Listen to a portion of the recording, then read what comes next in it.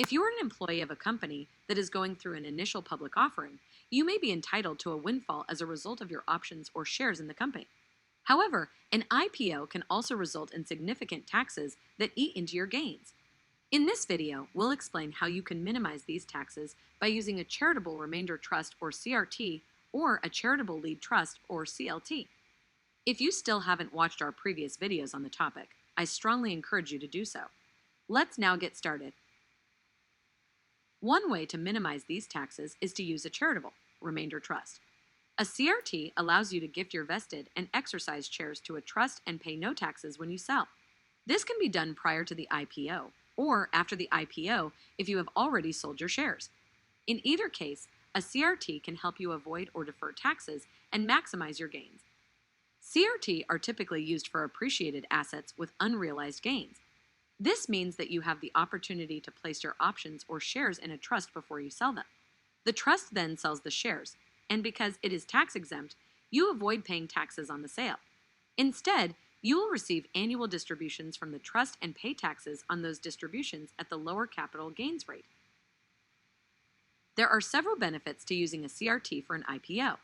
First, you can avoid or defer taxes on your gains, which can significantly increase your net profit. Second, you can choose a charity to be a beneficiary of the trust, which allows you to support a cause that is important to you. Finally, a CRT can provide you with a steady stream of income for a specified period of time, which can be useful if you want to minimize the impact of the windfall on your lifestyle.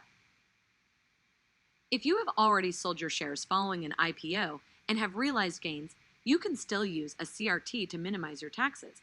In this case, a Charitable Lead Trust or CLT may be more appropriate. A CLAT works in a similar way to a CRT, but the charity is the primary beneficiary of the trust instead of the person who gifted the shares. The trust sells the shares and the charity receives the proceeds. The person who gifted the shares then receives annual distributions from the trust and pays taxes on those distributions. Using a CLT can provide the same benefits as a CRT, but it may also provide additional tax savings. For example, if the trust sells the shares for a higher price than what you paid for them, you may be able to claim a charitable deduction for the difference.